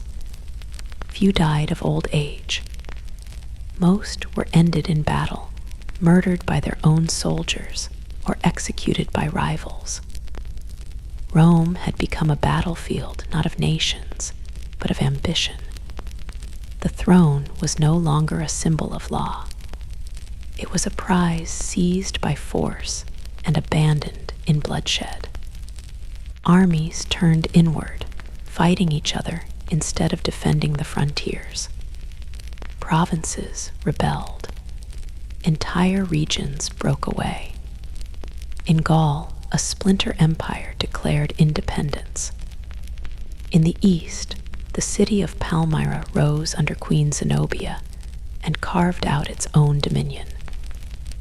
Rome no longer ruled the world. It was struggling to rule itself. As if internal collapse were not enough, disaster came from beyond. Germanic tribes pushed across the Rhine and Danube. The Sassanid Empire in Persia invaded from the east. Cities were sacked. Legions were routed. For the first time in centuries, the empire's borders were breached not as exceptions, but as patterns. Villages burned, fortresses fell. The illusion of eternal control shattered. Trade slowed, coinage devalued, famine and plague returned. In some cities, the population fell by half. The streets that once rang with marble and voices echoed instead with fear and decay. The people whispered that the gods had turned their backs, that the empire had been punished for pride, that the end had come at last. And yet the empire did not fall. In the middle of the storm, a few figures rose to hold the line. Among them was Emperor Aurelian, a soldier hardened by the frontier, who marched with relentless energy to restore what had been lost. He reconquered the breakaway regions, defeated the Eastern Queen who had defied Roman authority, and crushed the invaders who had dared breach the northern borders. He was given the title Restitutor Orbis, restorer of the world. He built walls around Rome itself, sensing that even the capital was no longer immune to danger.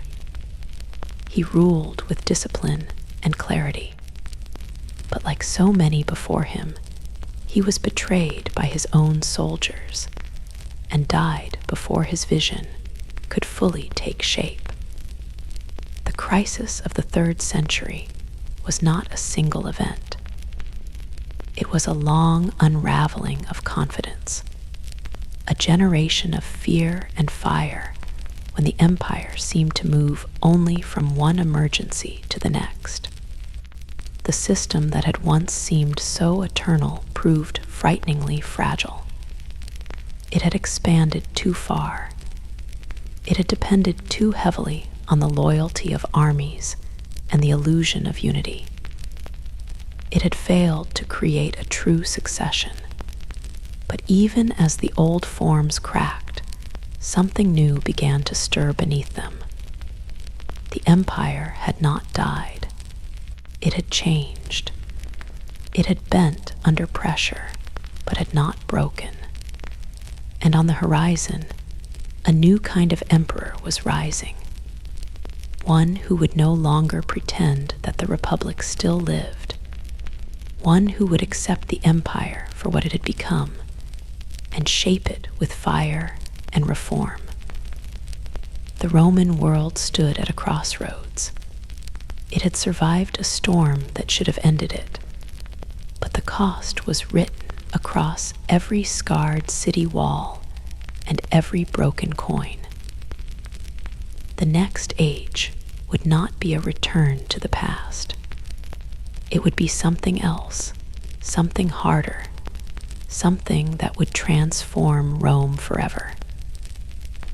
By the time Diocletian took the throne, the empire was exhausted. It had bled from too many wounds, buried too many emperors, and lost too much ground to trust in luck or tradition. When Diocletian rose from the ranks of the military in 284 and claimed power not by birthright, but by control of the army, few could have guessed that he would become one of the most transformative figures in Roman history. He did not come with grand speeches or sweeping charisma. He came with structure, and that was what Rome needed most.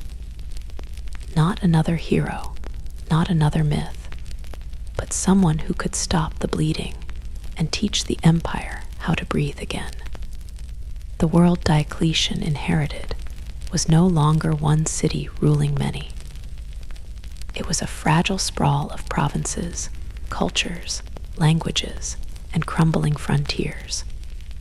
He understood that no single individual could rule it all, not even with divine favor or military force. So he created something new.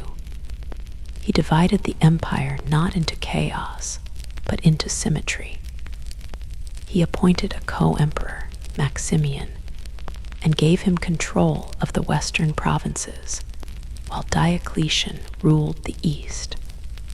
Together they ruled as equals, each bearing the title of Augustus.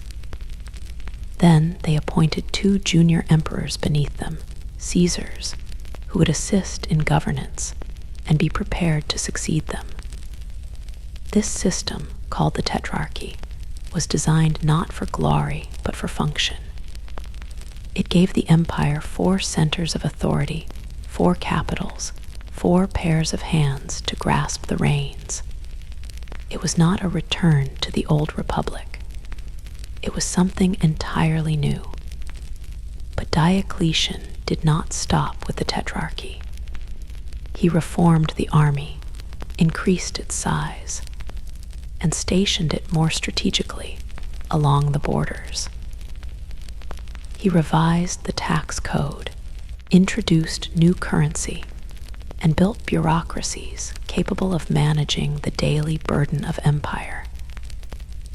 He demanded loyalty not just to the state, but to the person of the emperor, elevating his own image with titles and ceremonies that had once been foreign to Roman tradition. He wore jeweled robes, required subjects to bow before him, and called himself Dominus et Deus, Lord and God. The emperor was no longer a first citizen. He was a sacred figure removed from the Senate and the people, a being of order above the chaos of the world. It was a sharp break from the past, but the past had failed. Diocletian had no use for nostalgia. He also turned his attention to religion. The Roman world was full of gods. Old gods, new gods, gods from Egypt, Persia, and the East. But one faith in particular unsettled him. Christianity had spread through cities and countryside, practiced in secret and in public, drawing converts from slaves, merchants, women, and even some members of the elite. Christians refused to sacrifice to the emperor, refused to acknowledge the old gods, and rejected the divine authority of the state. To Diocletian, this was not only heresy, it was rebellion. He launched what would become the last and most brutal persecution of Christians in Roman history. Churches were destroyed, scriptures were burned, believers were arrested, tortured, and executed. The empire burned its own citizens in the name of unity. But the faith did not die. It grew stronger, and Diocletian, in the end, could not stop it. In 305, something extraordinary happened. Diocletian voluntarily stepped down from power. He retired to a palace on the Dalmatian coast, tending gardens and living in quiet seclusion, while the empire moved on without him. His co-emperor retired as well, following the design of the Tetrarchy. But the plan began to unravel almost immediately. Ambition returned. Loyalty fractured. The four-man system collapsed into civil conflict. And out of that conflict rose another figure who would shape the future as completely as Diocletian had shaped the present. Constantine was the son of a Caesar, a soldier like many before him, and an individual forged in the fires of succession struggle. He fought rivals in the West, claimed victories on the battlefield, and slowly carved his way toward supremacy. In 312, on the eve of battle near a bridge outside Rome, Constantine claimed to have seen a vision in the sky, a cross of light with the words, "In this sign, conquer." He ordered his soldiers to place a Christian symbol on their shields. He won the battle and entered the city not as a pagan prince, but as someone with new conviction.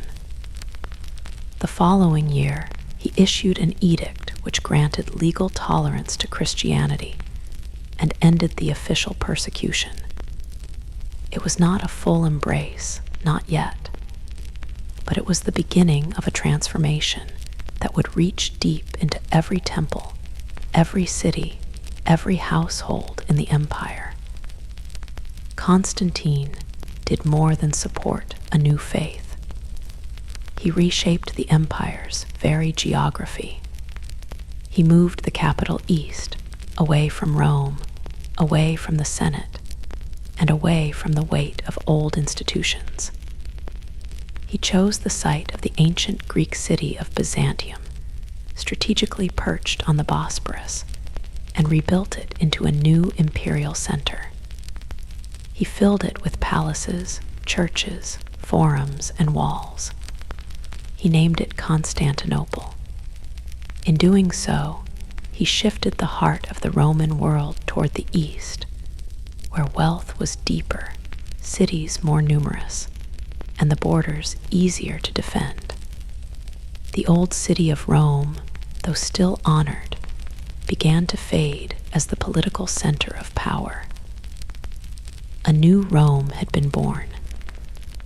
In 324, Constantine became sole emperor of a reunited empire. He ruled until his death in 337, baptized into the Christian faith before passing. The first emperor to die a follower of the very God his predecessors had once tried to erase. Under his rule, Christianity spread into law, into administration, and into the hearts of the people. The pagan temples did not vanish overnight. The old gods still had their followers, but the current had shifted. The empire was becoming something new. By the end of the 4th century, Christianity was no longer a tolerated minority. It was the state religion. The temples gave way to cathedrals. The images of emperors now shared space with saints. Pagan rituals were outlawed. The Senate, once the proud voice of Roman tradition, receded further into ceremony. And in 395, after the death of Emperor Theodosius I, the empire was formally divided once more. This time, not as a system of power sharing, but as two separate halves. The Western Roman Empire would be ruled from Milan and then Ravenna. The Eastern Roman Empire would remain centered in Constantinople. Diocletian had divided the empire to save it. Constantine had reassembled it and redirected its soul. Together, they had rewritten the nature of Roman rule, moving it from a republic to a monarchy, from polytheism to Christianity, from Rome to Constantinople. What began as a city beside a river had become a continent-spanning civilization that spoke in many tongues and prayed in many ways. But even as the East began to flourish, the West would soon begin to fade. In the closing years of the 4th century, the western half of the Roman Empire stood like a weary giant, still impressive in name, still cloaked in tradition and memory, but weakened at the core. It remained grand in appearance, with its bishops and bureaucrats, its marble palaces and senatorial titles. But the strength that had once allowed it to conquer the known world was draining from its limbs. The emperors in the West wore the purple robe, but their authority was stretched thin. They relied more and more on military commanders to enforce policy.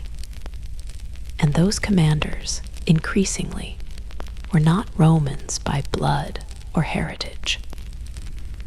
They came from beyond the frontier, born in the forests of Germania or along the steppes of Scythia. Individuals raised in tribes once hunted by Rome, who now fought within her armies, rose through her ranks, and shaped her future. The word barbarian had long been used by Romans to describe those who lived beyond the boundaries of their world, those who did not speak Latin or Greek, those who did not worship Jupiter or follow Roman law. It was a word of distance and disdain, but the reality was far more complex.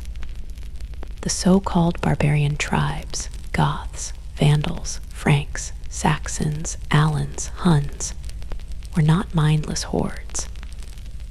They were societies with leaders, warriors, children, and histories of their own. They had long traded with Rome, served in its armies, and admired its cities. But as pressure mounted beyond the eastern borders, these peoples were being pushed westward in greater numbers. The Huns, fierce riders from the central plains of Eurasia, began a slow advance, displacing everyone in their path. The Gothic tribes, desperate to escape the violence, turned to Rome not as enemies, but as refugees. In 376, a massive group of Visigoths gathered along the Danube River and asked to cross into Roman territory. They sought protection. They offered submission. The emperor at the time granted them entry, but the officials tasked with managing the influx exploited them, extorted them, and let their suffering fester into fury. Within 2 years, the Visigoths had risen in rebellion. In 378, they faced the Roman army in open combat. The result was a disaster. The emperor was ended in the fighting, and 2/3 of his army was destroyed. It was one of the most devastating defeats in Roman military history, not simply for the numbers lost, but for what it revealed. Rome could no longer control its borders. The legions, once the envy of the world, had been broken by individuals who had once begged to serve under their banner. The aftermath did not bring order. It brought uneasy arrangements and cycles of violence. The Visigoths were not driven out. Instead, they remained inside the empire, sometimes allies, sometimes threats, often moving in search of land and recognition. They were led by Alaric, a chieftain of deep ambition and skill, who had once served Rome and now turned against it. He wanted what so many others wanted: a place in the Roman system, a homeland for his people, legitimacy in the eyes of an empire that still claimed to be eternal. But he was denied, pushed aside by Roman officials who could not see past the old idea of Roman supremacy. And so he marched. In the year 410, Alaric led his army to the gates of Rome itself. It had been over 800 years since the city had last been taken by foreign hands. Its walls had stood through centuries of conflict and peace. Its name had become synonymous with power and destiny. But now, the unthinkable happened. The gates opened. The Visigoths entered. For 3 days, they moved through the city looting treasures, taking what they could carry, but leaving much intact. They did not burn the city. They did not destroy it, but they shattered its illusion. The sack of Rome sent shockwaves through the world. To many, it felt like the end of everything. If Rome could fall, what else could stand? In truth, Rome had already been falling for some time. The capital of the Western Empire had been moved to Ravenna, a city better defended by marsh and sea. The Senate had become little more than a ceremonial body. Real power was held by generals, many of them non-Roman, who commanded armies that were loyal more to coin than to any idea of Roman identity. One of these generals was Stilicho, an individual of Vandal origin, who fought to hold the empire together, but was executed by the very court he served. Others would rise and fall in similar fashion, caught in webs of intrigue and betrayal. As the decades passed, more tribes crossed into Roman lands. The Vandals moved through Gaul into Spain and finally into North Africa, seizing Carthage and cutting off Rome's grain supply. The Franks settled in northern Gaul. The Huns, under the terrifying leadership of Attila, invaded from the east, threatening both halves of the empire. In 452, Attila marched on Rome, but a delegation led by Pope Leo convinced him to withdraw, though the reasons remain mysterious. Some said it was diplomacy. Others believed it was disease, famine, or superstition. Whatever the cause, Rome was spared again, but not for long. By the middle of the 5th century, the Western Empire was no longer a sovereign force. It was a mosaic of failing provinces, abandoned garrisons, and shifting loyalties. The emperors themselves were often puppets, installed and removed by military strongmen who ruled behind the curtain. The line of Augustus had thinned to boys and ghosts. And though the Eastern Empire continued to grow stronger from its seat in Constantinople, the West had begun its final descent. What once had been the center of the world now waited quietly, hollowed out and dimming, as new powers circled like wolves beyond the trees. By the final decades of the 5th century, the Western Roman Empire had become a memory still walking in human shape. It had all the markings of power, imperial titles, marble halls, ancient rituals, but little of the substance that had once made Rome the master of the known world. The armies no longer marched at the call of the Senate.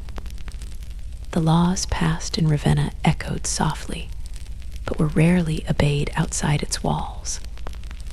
The emperor still wore the purple robe, but that robe was now threadbare, passed from hand to hand by individuals who knew that the real decisions were made by warlords with swords and private loyalties. The Western Empire had become a stage where the final act was being drawn out with pageantry and silence, even as the world changed around it. By this time, the once vast territories of the West had splintered into new kingdoms ruled by foreign generals who no longer pretended to be subjects of Rome. In Gaul, the Franks and Burgundians had carved out permanent settlements. In Spain, the Visigoths governed their own court and territory. In North Africa, the Vandals had claimed Carthage, ruled the sea routes, and even sacked Rome again in 455. This time leaving devastation and bitterness that would linger in memory far longer than the actual damage. These new kingdoms still spoke of Rome with a kind of inherited reverence, but they no longer answered to it. The empire existed in name, but its borders no longer held. The world had changed, and the empire had failed to change with it. Within the peninsula, a new figure had risen, not from the ancient senatorial families, not from the bloodline of Augustus, but from the ranks of the barbarian elite. His name was Odoacer, a commander of Germanic descent who had fought in Roman service and understood the structures of power better than most born to it. In 476, the Western emperor was a young boy named Romulus Augustulus, placed on the throne as a puppet by his father, who acted as the real authority behind him. The name itself was heavy with symbolism, Romulus, like the mythical founder, and Augustulus, like the first emperor. But the boy was no founder. He was no ruler. He was a figurehead caught in a tide he could not stop. Odoacer gathered his forces and marched to Ravenna. He did not come with legions of conquest. He did not burn cities or demand tribute. he simply removed the last emperor and informed the Eastern court in Constantinople that no new emperor would be appointed. There was no need for two emperors, he said. The West would now be governed by kings. The imperial regalia, crown, purple robe, scepter, was sent east as a gesture of respect, or perhaps of finality. And with that quiet act, the Western Roman Empire came to an end. There was no final battle. There was no public funeral. The Senate still met. Some cities still followed Roman law. The bishops still spoke in Latin. But the idea of Rome as a single power stretching from ocean to ocean had ended. What remained was a patchwork of kingdoms and cultures, each carrying pieces of the Roman legacy into a future that would no longer be called Roman. The Eastern Empire, centered in Constantinople, would endure for nearly 1,000 more years. But the West, the Rome of Caesar and Cicero, of Augustus and Marcus Aurelius, of marble triumphs and iron law, had passed into history. For those who lived through it, the fall did not feel like a single moment. It felt like a dimming, like a city where the lights slowly faded one by one until only shadows remained. Farmers still plowed their fields. Traders still crossed old roads. Churches still rang their bells. But the world had shifted. The empire that had once named months, mapped the heavens, and ruled over rulers had left behind only echoes. And in those echoes, a new Europe would be born. When the Western Roman Empire came to its quiet end in the 5th century, the world did not suddenly turn its face from Rome. In the East, the empire still stood. Its roads still hummed with trade. Its courts still issued law. Its armies still marched in formation. The old capital beside the river had grown brittle, but the new capital on the Bosporus was only just beginning to stretch into its full strength. This city, founded by Constantine and named in his honor, had grown into a fortress of stone and gold, surrounded by sea walls and guarded by layers of battlements that seemed to rise from the water like the ramparts of myth.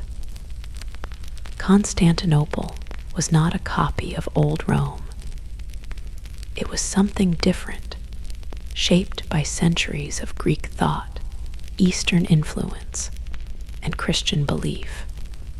It stood at the crossroads of worlds, where Asia met Europe, and it carried the Roman name with pride long after the city of Rome itself had become a relic. The people of this Eastern Empire never called themselves Byzantine. That name would come much later, created by historians to draw a line between the old and the new. But they did not see such a line. They called themselves Romans. Their empire was the Roman Empire. Their emperor was the successor of Augustus and Trajan, of Constantine and Theodosius.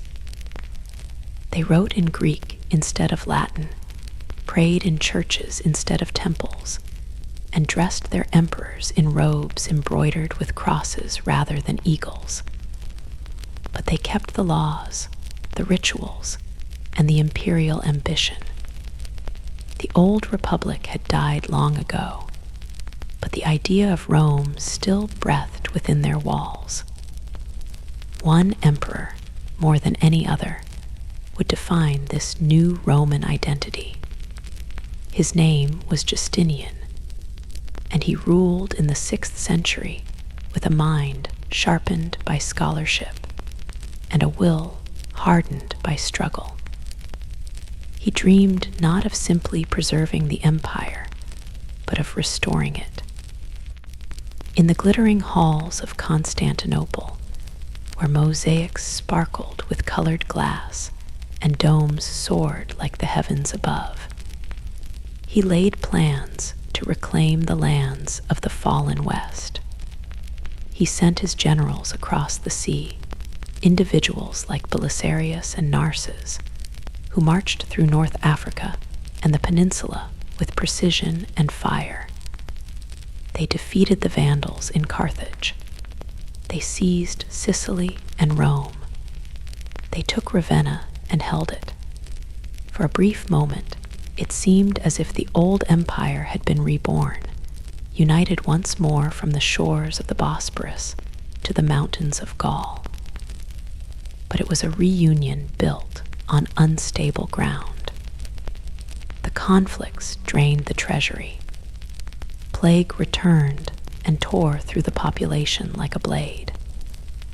The enemies who had once been scattered now circled again, sharper and more determined.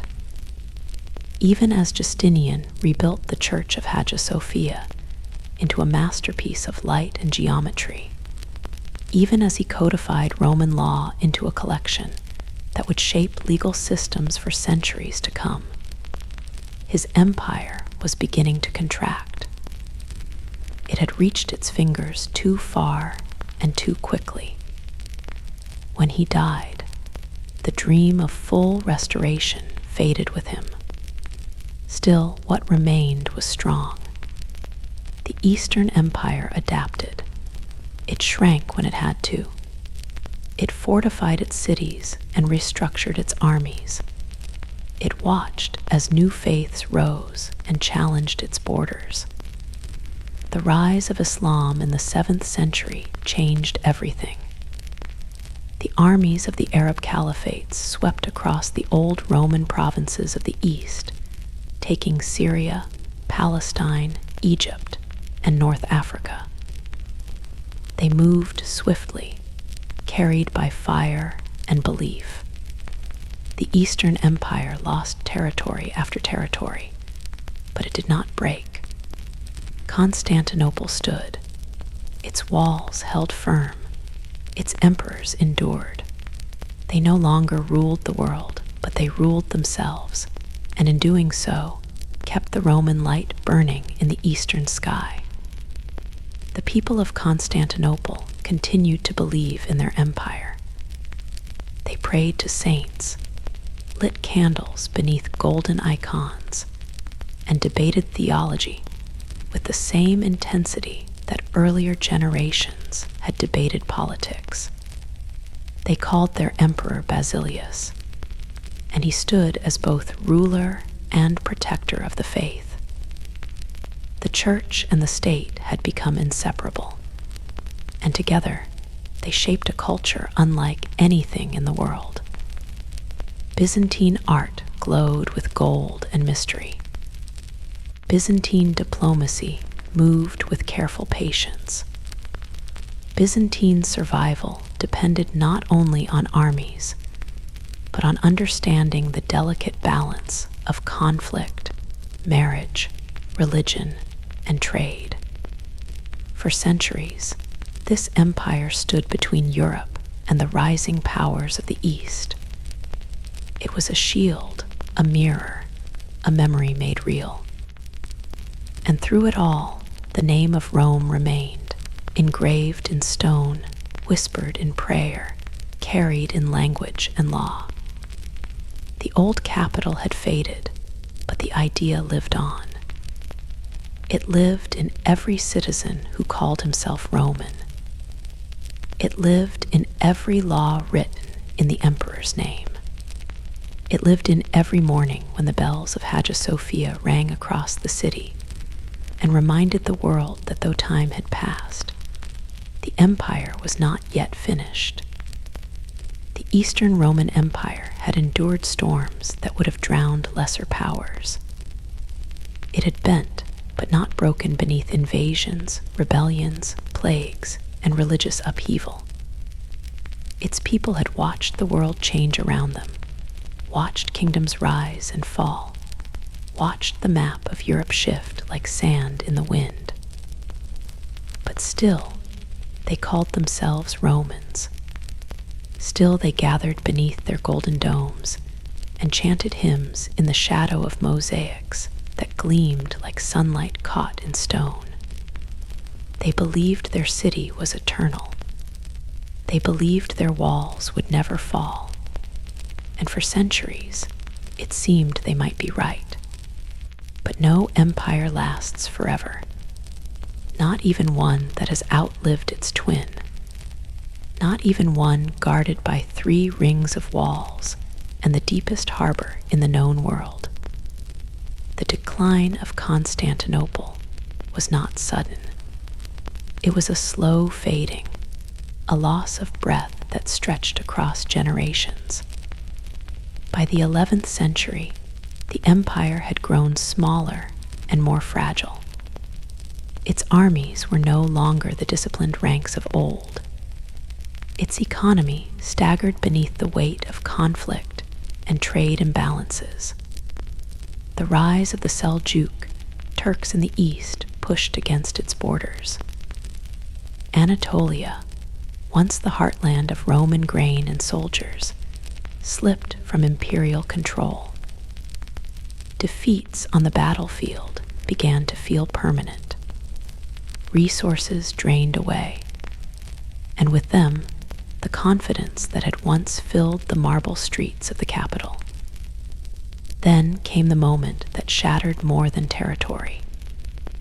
In 1204, during the Fourth Crusade, an army of Latin Christians from Western Europe turned their swords not against the Muslims of the Holy Land, but against the city of Constantinople itself. Enticed by politics, greed, and broken promises, they attacked the city they had sworn to protect. They breached the walls. They looted the churches. They burned the libraries. And for 3 days, the Queen of Cities was reduced to ash and screams. Holy relics were taken, gold was melted, monks were slaughtered, women were dragged from sanctuaries. It was not just a defeat, it was a humiliation. And it was delivered not by foreign enemies, but by those who claimed the same faith. The empire was carved into pieces, ruled by Western lords who did not understand its language, its laws, or its soul. But even then, it was not truly dead. In 1261, Byzantine forces recaptured the city and restored imperial rule. The emperors returned. The liturgies resumed. The mosaics were repaired. But something essential had been lost. Constantinople had survived, but it had been wounded beyond healing. The years that followed were years of survival. The empire was now a shadow of its former self, confined to the city and a few scattered territories in Greece. The emperors were no longer rulers of a vast dominion. They were guardians of a relic, stewards of a legacy that stretched back to Augustus and Romulus, but could no longer command armies or shape the course of nations. And while the empire withered, a new power rose. The Ottoman Turks, forged in Anatolia, organized and relentless, moved ever closer to the heart of the Byzantine world. They conquered city after city, province after province, until only Constantinople remained. The walls were still strong, the spirit was still proud, but the numbers no longer mattered. The armies no longer matched. The Ottomans surrounded the city with cannons and siege towers. In the spring of 1453, Sultan Mehmed II began his final assault. For 53 days, the defenders of Constantinople resisted. Citizens, monks, soldiers, and foreign volunteers fought side by side along the walls. The city prayed in churches, sang from rooftops, and waited for a miracle. But no miracle came. On the 29th of May, the walls were breached. The gates were overwhelmed, and the last emperor, Constantine the 11th, descendant of a line that stretched back more than 1,000 years, died sword in hand at the final barricade. His body was never found. The city fell. The great cathedral of Hagia Sophia was emptied, its altars stripped, its bells silenced. Then it was consecrated again, not as a Christian basilica, but as a mosque. The Ottomans marched through the streets, not as destroyers, but as conquerors who understood the value of what they had taken. Constantinople became Istanbul, and the empire, which had once ruled from Britannia to Egypt, from Gaul to Mesopotamia, breathed its last. And yet, even in death, Rome did not vanish. It lived on in the laws passed down to kingdoms and courts across Europe. It lived on in the language of science and the shape of churches.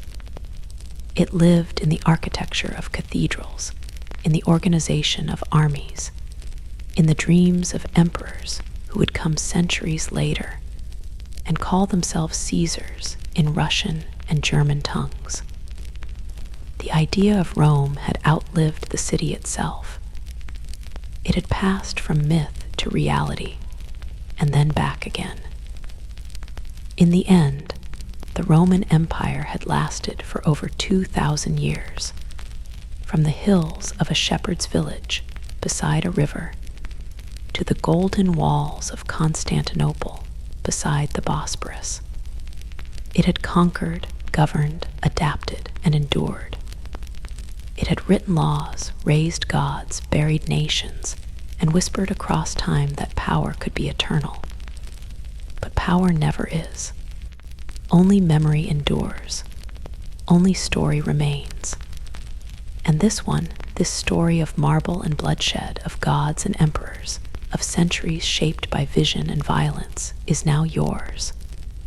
Good night, dear listener. May your dreams be peaceful, and may the ancient stories guide you gently into rest. But if you're still listening, I'll stay a little longer.